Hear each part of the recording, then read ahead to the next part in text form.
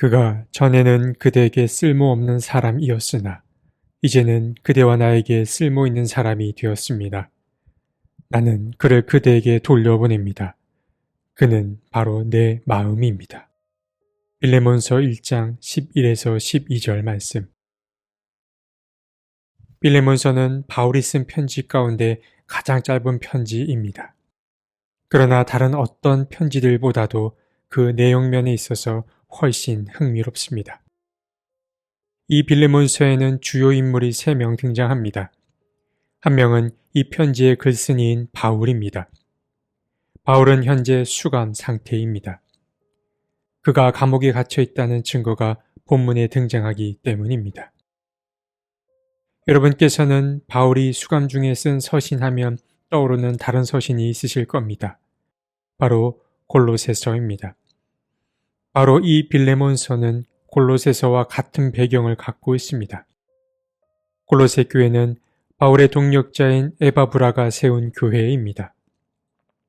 이 에바브라는 수감 중인 바울에게 골로새 교회의 형편을 일일이 알려주었습니다.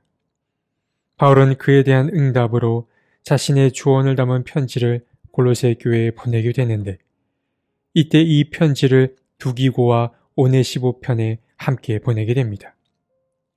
그럼 자연스럽게 이 빌레몬서의 두 번째 주요 인물이 등장합니다. 그는 바로 오네시모입니다. 이 오네시모는 빌레몬의 종이었지만 그는 현재 바울과 같이 있습니다. 이 오네시모는 주인으로부터 도망치다가 바울을 만났을 수도 있고, 자신과 주인 사이의 중재 요청을 위해 바울을 만났을 수도 있습니다.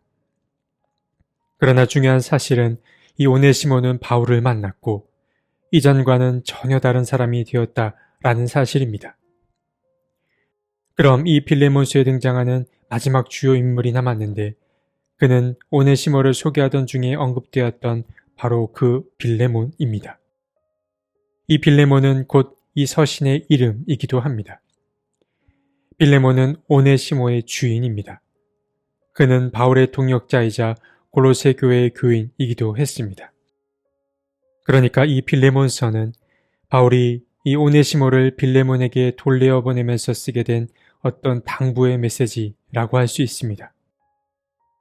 바울은 빌레몬에게 오네시모가 이전과는 다른 존재가 되었음을 알아주고 그를 사랑으로 맞아달라는 것이 이 빌레몬을 향한 바울의 유일한 용건이었습니다.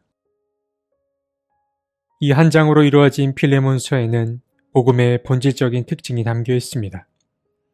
예수를 믿음으로 그의 정체성이 변화될 수 있음을, 그리고 개인의 변화는 곧 관계의 변화로까지 이어짐을 드러내 보여줍니다.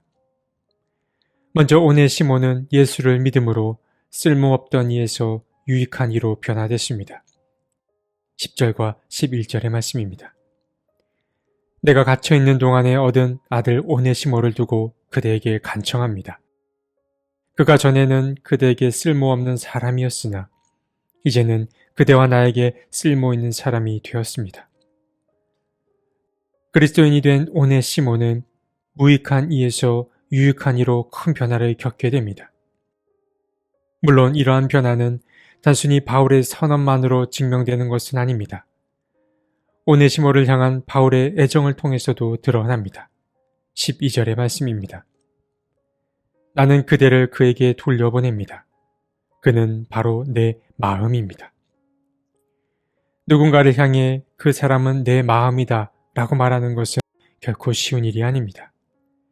이 말은 곧 그 사람을 무척이나 신뢰한다 라는 말과도 같습니다. 바울의 이러한 증언은 오네시모의 신분과 그의 정체성이 변했음을 드러냅니다. 그리고 어떤 이가 그리스도인이 되었다라는 말은 단순히 한 사람의 변화에서 끝나는 것이 아니라 그가 속한 공동체 또한 변화됨을 드러냅니다. 바울은 이 편지의 수신자를 빌레몬 개인으로 국한하지 않고 교회 전체를 편지의 수신자로 정했습니다. 그는 1절과 2절에서 그리스도 예수 때문에 감옥에 갇힌 나 바울과 형제 디모데가 우리의 사랑하는 동력자 빌레몬과 자매 아비아와 우리의 전우인 아키뽀와 그들의 집에 모이는 교회에 이 편지를 씁니다. 라고 말했습니다. 도망쳤던 종을 다시 맞아들이는 일이나 또 그와 새로운 관계를 맺는 일은 당사자들에게만 속한 것이 아니라 교회 전체의 문제이기도 합니다. 바울은 빌레몬 개인에게 조언하기 위해 이 편지를 썼지만 교회 전체가 그를 교회의 지체로 여기고 이 문제를 함께 해결하길 바랐습니다. 그리고 마지막으로 한 가지 더 다루면 좋을 것은 바울의 수사, 곧 수사법입니다.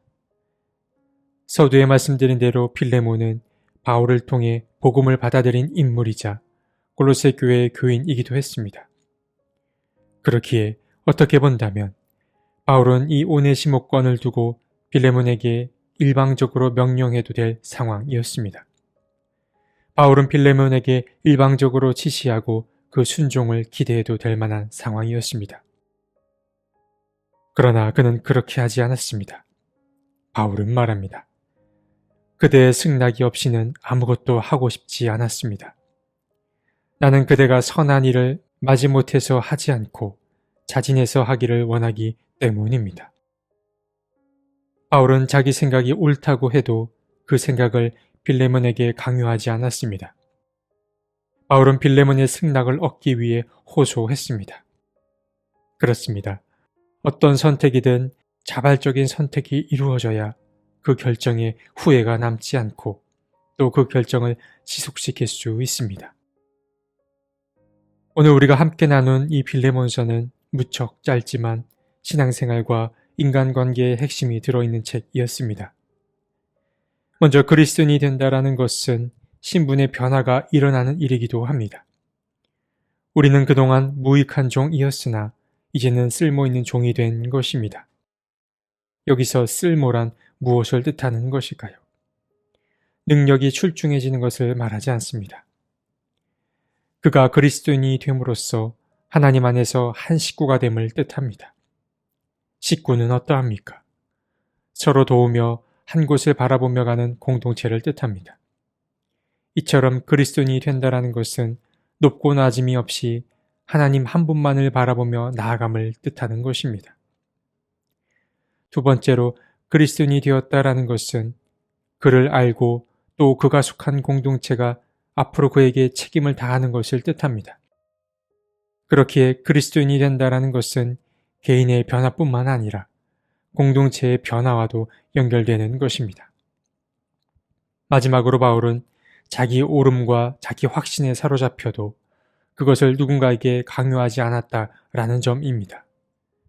그는 제안했고 빌레몬이 그 제안을 자발적으로 따라주길 바랐습니다.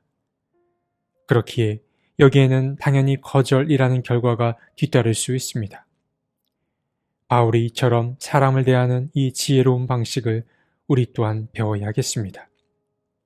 오늘 하루 이 빌레몬서의 말씀을 통해 그리스도인됨의 참된 의미를 되새길 수 있었으면 좋겠습니다.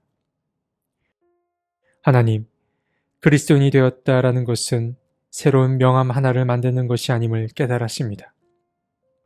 우리가 이제 모든 하나님의 백성들과 한 식구가 되었음을 잊지 않게 해 주옵소서. 그리고 우리가 하나님 나라의 구성원을 맞이할 때 그를 책임감 있게 챙길 수 있게 또한 도와주옵소서. 우리의 신앙이 주님 안에서 점점 성숙해지게 도와주옵소서. 아멘.